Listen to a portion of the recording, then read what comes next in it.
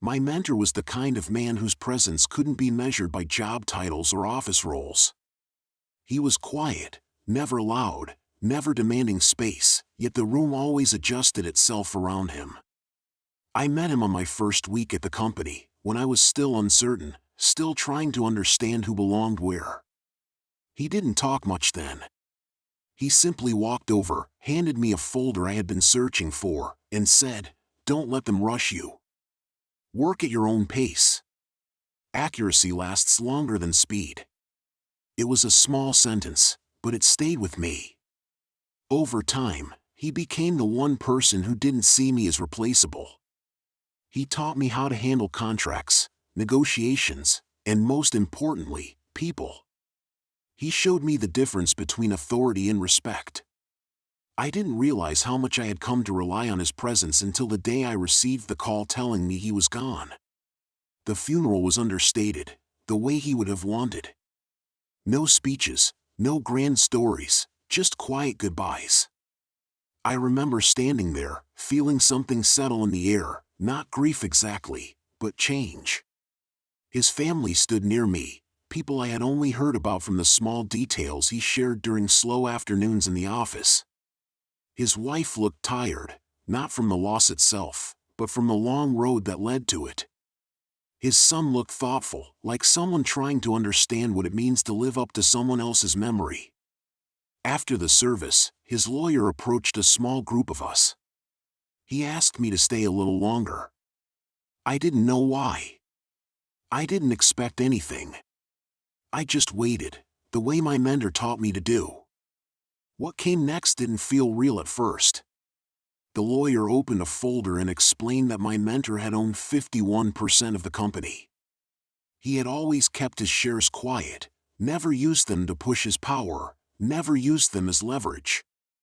And in his will, he left those shares to me. Not his family. Not the board. Me. The room felt like it paused in a single breath. I didn't know what to say. I didn't even understand why.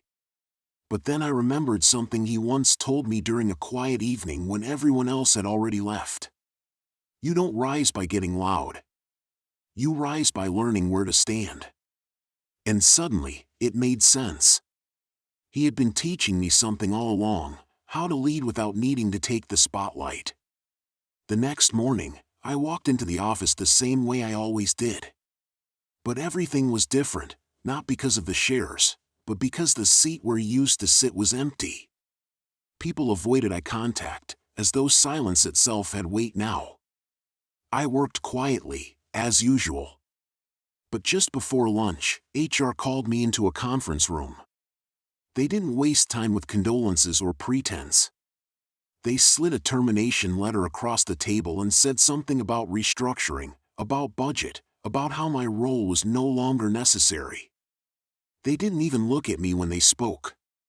They signed the decision before the ink on my mentor's will had even dried. I listened to every word without interrupting. And then, when they finally finished their rehearsed lines, I spoke. Calmly. Slowly. The way he taught me. I told them that I understood. I told them I would gather my things. I didn't argue. I didn't question. I didn't mention the shares. Not yet. Because sometimes silence sets the stage better than explanation. Tomorrow, the board would hold its quarterly meeting. The one where new ownership positions must be acknowledged. The one where voting rights are exercised. The one where every decision suddenly matters more than anyone expected. And the people who had pushed that termination letter across the table had no idea that the person they just dismissed now held the controlling stake in everything they believed they controlled. So I left the office quietly that day. I didn't slam doors.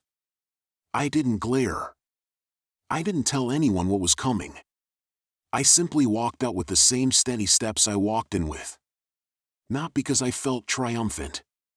Not because I wanted revenge. But because I finally understood what he had prepared me for. And tomorrow, when I sit at the head of that table, in the chair he once occupied, I won't raise my voice, or accuse, or threaten. I won't need to. I will just begin the meeting. And the room will adjust itself around me the way it once did around him. Tomorrow's meeting will be fun. The night before the meeting, I didn't celebrate. I didn't rehearse speeches or imagine anyone's expression when the truth came out. I simply sat at my dining table with a cup of tea and the folder his lawyer had given me. The shares transfer documents were inside, stamped, verified, official. I traced my hand over his signature. It was steady, confident, the same signature he had used 1,000 times to approve decisions no one knew he influenced. I realized then that he had never been just an employee. He had been the quiet axis the company revolved around. But no one notices the axis. They only notice the movement. He knew that too. And maybe that was why he trusted me. Not because I was talented. Not because I worked hard. But because I listened. Silent people recognize one another. I slept early that night. My mind wasn't racing. There was no anger left in me. Only clarity. Morning came without drama. I dressed the same way I always did, neatly, simply. No attempt to look bigger, louder, or more important than I was. Power doesn't come from clothes. It comes from certainty. When I arrived at the office building, no one stopped me. They assumed I was there to collect my remaining belongings. Some even offered me sympathetic smiles, the kind that say I heard what happened but don't bother to offer help. I nodded politely. I took the elevator up.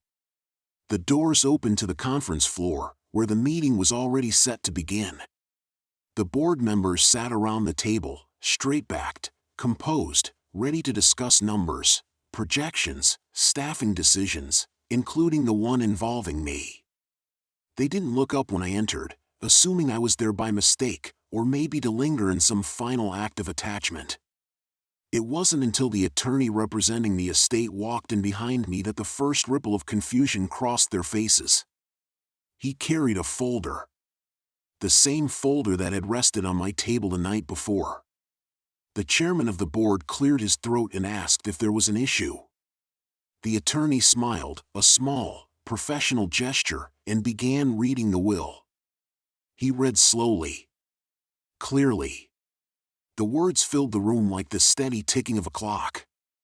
When he reached the part that confirmed the transfer of 51% ownership into my name, the silence that followed was unlike any silence I had ever heard.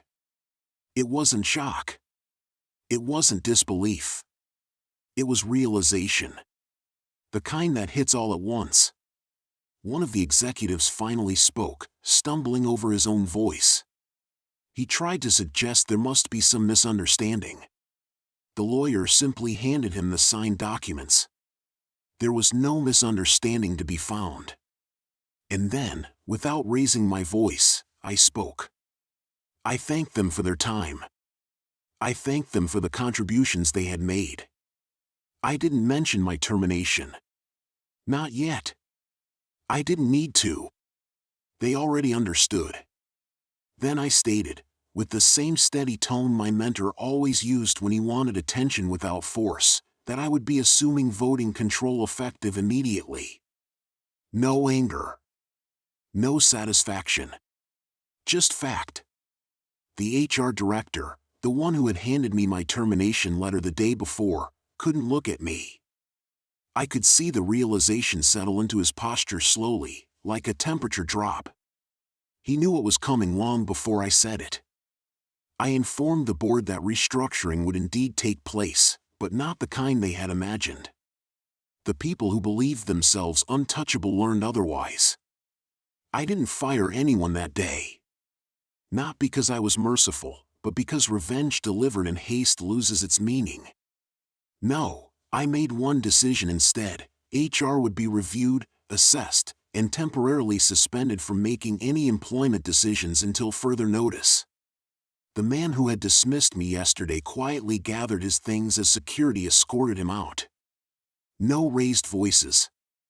No spectacle. Just consequence. The meeting ended calmly. The room felt different. Not intimidated, just aware. As I sat in the chair he once sat in, the weight of it didn't feel heavy. It felt balanced. Like it had been waiting for this moment for longer than I knew. They didn't fire me. They revealed themselves. And I didn't need to punish them. The company would change, slowly, steadily, the way he taught me to do everything. And tomorrow, and the day after that, and all the days that follow, I will work at my own pace. Because accuracy lasts longer than speed. When the meeting ended, I didn't stay to watch them process it. I stood, adjusted the chair quietly, and walked out. Power doesn't need an audience. It simply exists. The hallway felt different as I moved through it, not because the building changed, but because I no longer walked under anyone else's shadow. I passed the glass windows overlooking the city, and for the first time in a very long time, I felt grounded. Not triumphant. Just steady. Steady in a way that cannot be shaken by anyone else's decision. Steady in the way my mentor had always seemed. I finally understood what that presence had been all along, a man who didn't fear losing anything because he had already built himself from the inside out. Word spread quickly, of course. Offices are like ecosystems built from whispers. People lowered their voices when I passed, trying to piece together how everything had changed so quietly. They looked at me differently, not with awe, but with caution. Respect doesn't announce itself. It just shifts the air in the room. Some tried to act familiar, as if we had always been close. I didn't correct them. People reveal themselves quickest when they think there is something to gain. I wasn't interested in who admired me now. I was interested in who had treated me like a person before any of this became known. Later that afternoon, I walked into my mentor's old office. It was untouched. His mug was still sitting near the corner of the desk. The plant on the windowsill was slightly wilted, leaning toward the sunlight like something waiting for attention. I closed the door behind me and just stood there. The silence didn't feel empty. It felt full. Full of all the lessons that didn't need to be spoken. I sat in his chair, not to take his place, but to understand the weight of the space he once held. The window overlooked the whole city, stretching out in quiet lines and distant lights. I rested my hands on the armrests the way he used to. And I breathed. There are moments in life that don't need explanation. Moments where the meaning is in the stillness itself. Sitting there, I realized that the power he left me wasn't in the shares. It wasn't in the authority or the title or the seat at the head of the table. It was in the steadiness to stand in a room full of people who once underestimated me and not feel the need to prove anything to them. That steadiness wasn't something I gained the day of the meeting. It was something he had been teaching me from the very first day. He said, "Work at your own pace." When I finally left his office, I didn't lock the door. I left it open. Not as a statement. Just because things didn't need to be closed anymore. I made my way back to my own desk, the same desk I had been ready to pack up just the day before. I sat down slowly, feeling the chair beneath me, the desk under my palms, the quiet hum of the office around me. Nothing dramatic. No applause. No satisfaction. Just peace. The people who tried to remove me never understood something simple. You cannot erase someone who was built through patience. You cannot push out someone whose foundation is silence. And you cannot defeat someone whose mentor taught them how to stand still in the storm. I didn't win. They didn't lose. Life simply revealed the truth. And tomorrow, I will return again. Not as the avenger. Not as the replacement. Not as the one who inherited power. But as the one who finally understood why he chose me. In the days that followed, I didn't rush to make decisions. People expected immediate changes, dramatic announcements, sweeping reorganizations. They expected me to strike while emotions were still raw. But that's not how he had taught me. He always used to say that the difference between reaction and leadership is time. Reaction comes from the wound. Leadership comes after the bleeding stops. So I attended meetings quietly. I listened.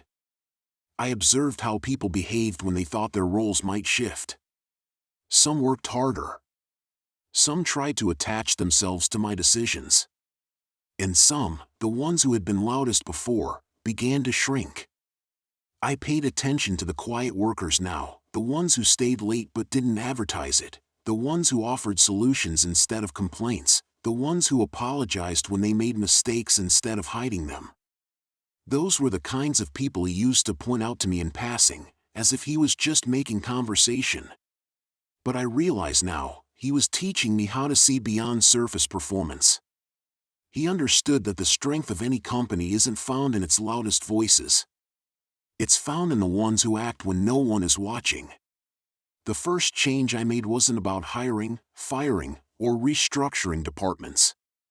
It was something small. Something easy to overlook. I reinstated the break room coffee machine subscription. The one the previous board had cut to reduce unnecessary expense. I didn't announce the decision. I didn't attach my name to it. I just made sure that when people came in the next morning, warm coffee was waiting. It seems insignificant, almost silly, when said out loud. But small things show something larger, what kind of environment we are choosing to build. And slowly, people noticed. Not because of the coffee, but because of what it meant. People started talking to one another more. Sharing updates. Collaborating. The atmosphere changed, not dramatically, but steadily, the way seasons change before you feel the temperature shift in the air. Meanwhile, the HR director, the one who had so confidently signed my dismissal letter, had been placed under review. Not by me. By the board themselves. Once the documents had been verified, many of them realized how short-sighted the dismissal had been. It wasn't just a mistake. It was an impulsive decision based on assumption. I didn't speak to him. I didn't need to. Some lessons are taught by silence. One afternoon, as I reviewed quarterly reports in my mentor's old office, the door softly opened. It was his son. He didn't work in the company. He never wanted to. He had always seen his father's work as something distant, important, but heavy. He stepped in, quietly, the same way his father used to. He looked around the room for a moment, then looked at me. He didn't ask why his father left the shares to me. He didn't ask about the firing. He didn't ask about the meeting. He simply said, "Thank you for not letting him become a story people forget." And I understood. Because that's what this was about all along. Not money. Not control. Not revenge. Legacy is not what you leave in documents. It's what you leave in people. After he left, I stood up and walked to the window again. The city looked the same as always, indifferent, sprawling, full of lives intersecting in ways none of us ever truly see. But I felt something different this time. Not pride. Not satisfaction. Continuity. He built something in silence. And now, I will too. Not loudly. Not forcefully. Just steadily. The way he taught me. The weeks passed like chapters turning on their own, and I didn't try to force the pace of anything. I simply showed up every morning, sat at my desk, reviewed what needed attention, and allowed the company to breathe again. It's strange how a place can feel so different without anything dramatic changing. The walls were the same. The desks were the same. Even the conversations were mostly the same. But the feeling was different. People no longer moved as though someone was watching for mistakes. They no longer carried that silent tension of needing to protect themselves. The office began to feel like a workplace again, not a battlefield. And I realized how much exhaustion we get used to when we think we don't have a choice. I still walked past his office sometimes. I didn't move anything inside. I didn't replace the furniture or take down the picture frame that sat near the window. The room was quiet, but it didn't feel empty. It felt like a continuation. A stillness that had a place in the flow of the building. Some days, I would sit in the chair and look at old emails he had sent, short, simple, never more than a sentence or two, but always exactly what needed to be said. I understood him more now than I ever did while he was alive. He didn't teach through instructions. He taught through example. Through presence. Through the way he never tried to prove anything to anyone. One afternoon, as I was leaving for the day, I noticed one of the newer employees standing alone at the elevator. She looked nervous, holding a folder too tightly against her chest. I recognized that posture. I had worn it once, years ago. I asked if she needed anything. She hesitated, then admitted she had made a mistake in a report and was afraid it would cost her job. I didn't lecture her. I didn't tell her she should be more careful. I simply said, mistakes are part of working. Fear doesn't have to be. She nodded slowly, the tension in her shoulders easing just a little. And I realized then that the real inheritance my mentor gave me was not the company. It was the understanding that leadership begins in these small, private moments, the ones no one applauds, no one records, no one remembers except the person who needed it. The HR director eventually requested a meeting with me. He sat across the table, no longer confident, no longer rehearsed. He asked if I would consider reversing the review, allowing him to return fully to his role. His voice was almost steady, but not quite. I looked at him quietly for a moment. I didn't feel anger toward him. Just clarity. I told him that he could stay, but not in the same position. Not in a role where he could decide the future of others before understanding the weight of those decisions. I offered him a chance to stay and learn, not to control. He agreed. Not because he had no choice, but because he finally understood what he had failed to before. There was no satisfaction in that moment. No triumph. Just balance. The company didn't transform overnight. Growth is slow. It should be slow. The best things are. But day by day, the atmosphere continued to shift. People spoke more sincerely. Meetings became conversations instead of contests. And I found myself breathing easier, the way my mentor always seemed to, even on difficult days. I didn't realize how deeply his presence had shaped me until I saw myself acting the way he once did, choosing patience over reaction, steadiness over force, humanity over performance. And one morning, as I sat in his old chair with sunlight stretching across the desk, I understood something quietly, almost gently. He didn't leave me the company because he wanted me to run it. He left it to me because he knew I would never use it to harm anyone. That was the trust he passed forward. Not authority. Not control. But a way of carrying responsibility that doesn't require power to be visible. And that is how the story settles, not with revenge, not with victory, not with loss. Just with continuity. A quiet legacy. A steady presence. A company that finally remembered how to breathe. And me, working at my own pace. Because accuracy still lasts longer than speed. Months turned into a year, and life settled into a rhythm that didn't feel heavy anymore. The grief wasn't gone, but it wasn't sharp either. It sat beside me, familiar, like a quiet reminder of someone I once learned from and still carried with me. People stopped whispering about the takeover. The rumors faded. The tension that once filled the halls dissolved into something almost warm. I didn't notice the change as it was happening. It was only when I looked back that I realized how different things were. Sometimes growth is so slow that it feels like nothing is happening, until one day you realize you no longer wake up tired from simply existing. There were days when I doubted myself. Days when I wondered if the board had been right. If I had been too soft, too patient, too slow in rebuilding.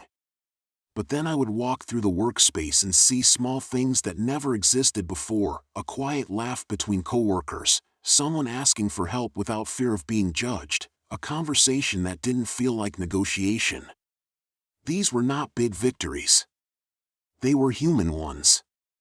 The kind that no report could measure, no quarterly meeting could outline. And I realized that sometimes leadership isn't about what you build. It's about what you choose not to break. The HR director, the one who once decided my future so casually, changed more than I expected. He didn't become overly apologetic or try to pretend the past never happened. He simply became aware. And awareness is more powerful than guilt. He began listening more than he spoke. He sat quietly in meetings instead of trying to steer them. He asked questions. Real questions, the kind that come from curiosity, not control. I saw him stumble often, caught between old habits and new attempts, but he tried. And that mattered more than any apology he could have offered. People can change when given room to try. And maybe that was the truest lesson of all. Sometimes I still dream of my mentor, not in dramatic scenes or emotional conversations, but simple moments. Standing beside me looking out a window. Sitting at a desk flipping through files he had already memorized. Not speaking. Just being there. And I wake up without sadness.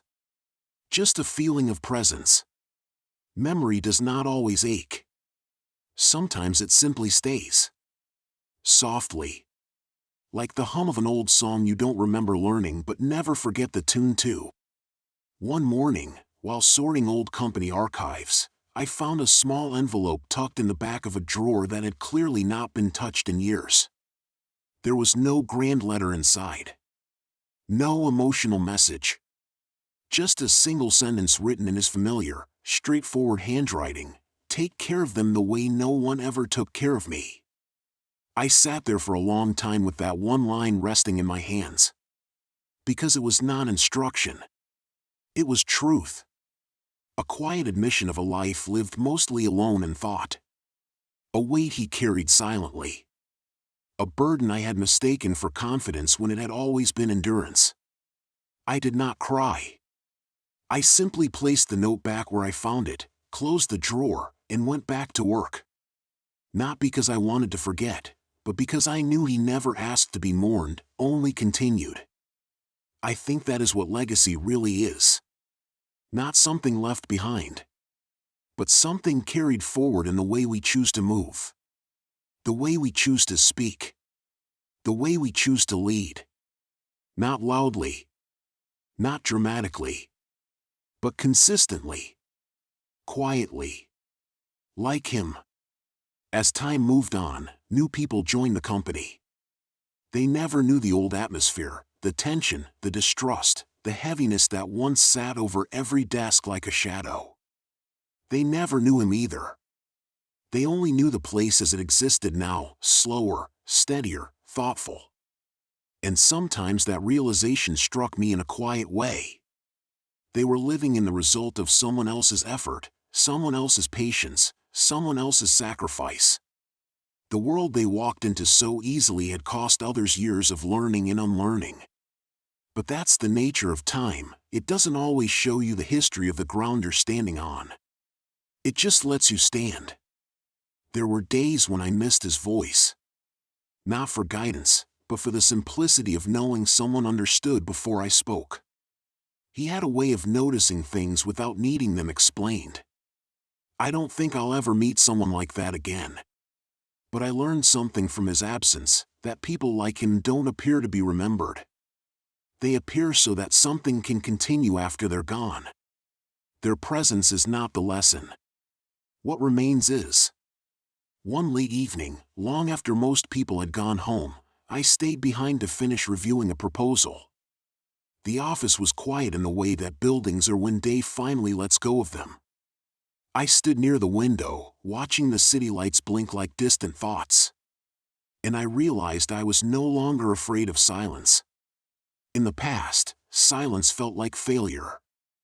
Like waiting for something to collapse. But now, silence simply felt like space. Enough space to breathe. Enough space to think. Enough space to exist without defending my place in the room. It was around that time that the board requested another meeting. This time, the tone was different. They spoke respectfully. They referred to me by name, not as a placeholder or a formality. They acknowledged the growth they had noticed, the steady recovery of relationships within the company, the shift in morale. They didn't praise me. Not directly. But there was understanding in the room, and sometimes understanding is worth more than praise. I answered clearly, calmly, the way you once did. And I realized that somewhere along the way, without forcing it, I had grown into the role they once thought I could not carry. After the meeting ended, one of the board members lingered behind. He was an older man, one who rarely spoke unless he believed it necessary. He approached me slowly and said, in a quiet voice that held no performance in it, he would have been proud. And then he simply left. No explanation. No additional words. Just that one sentence left hanging in the room like a soft echo. I didn't react. I didn't smile.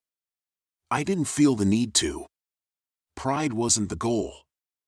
It never was. The goal was continuation. The goal was alignment. The goal was to not abandon what was entrusted to me, even when I didn't feel ready to carry it. And in that moment, I realized something else. There are some legacies that are not loud or celebrated or recognized widely. Some are quiet. Invisible to most. Held only by the person who was chosen to hold them. And I was okay with that. Because not every story is meant to be witnessed. Some are meant to be lived. There came a day when I finally walked into his office not as someone trying to preserve it, but as someone simply entering a room that was part of my daily life. I opened the blinds fully for the first time in months, letting the sunlight spill across the desk in a way it rarely had. Dust lifted into the air in gentle patterns, catching the light like something alive. And I sat down, not in his chair, but in the second one, the one he always kept for whoever needed to be heard. I didn't know why. Maybe I wanted to remember the view from where I once sat, when I was still learning, still unsure. Or maybe I simply needed to feel what it was like to listen again, instead of lead.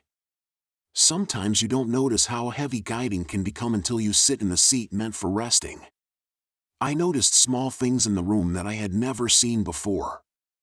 A tiny scratch in the wood of the desk, the corners of a photograph worn from being picked up too many times, a faint wrinkle in the old carpet we're used to pace while thinking. These were the kinds of details you only notice when you are no longer searching for meaning. They were not symbols. They were just remnants of living. And maybe that is what memory truly is, not a monument, not a story, but the simple marks someone leaves on a space when they occupy it long enough. I sat there for a long time, without needing to think about anything in particular. The world felt quiet, but not in the sad way it once did. Just still. Balanced. And I realized then that healing isn't a moment. It's a slow accumulation of days where the weight becomes just a little lighter, until one day you notice you are carrying nothing at all.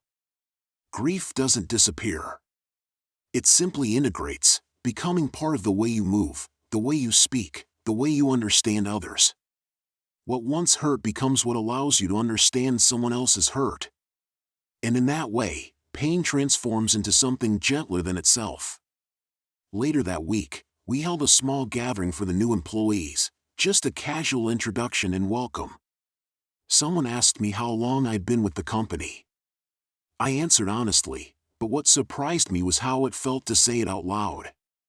It didn't feel like a burden, or a wound, or a story I needed to explain. It just felt like time, lived time, real time, not wasted time. And when they asked about who built the company before, I didn't speak of him like a legend. I spoke of him the way one speaks of a mountain in the distance, steady, constant, always there even when unseen. There were no tears. No dramatic silence. No sudden heaviness. Just acknowledgement. And I think that's the truest form of honoring someone, when their memory no longer asks to be held tightly, but simply rests beside you, like a shadow that exists not because of darkness, but because something is standing in the light. So I continue on. Day by day. Decision by decision. Not trying to mirror him, not trying to replace him, not trying to prove anything to anyone. Just moving. Just choosing. Just showing up. The company breathes. People work. Life continues. And somewhere, in the quiet parts of what remains, so does he. And that is how it all comes to rest, not in a single moment, not in a declaration, not in some final act that ties everything neatly together. Just a life that continues, gently shaped by the hands that came before it. I did not become him. I was never meant to. His steps were his own, carved through years I never fully saw, through struggles I only learned pieces of, through choices that were heavier than their outcomes ever revealed. I did not inherit his life. I only inherited the choice to carry things differently than the world expected me to. And that is enough. Some people think closure is when the pain disappears. But closure is quieter than that. Closure is simply when the story stops hurting to remember. When you can speak about what happened without your voice tightening. When you can walk past the memories without feeling something pull you backward. When you can look at what was lost and recognize that it still lives in the way you move, the way you lead, the way you understand others.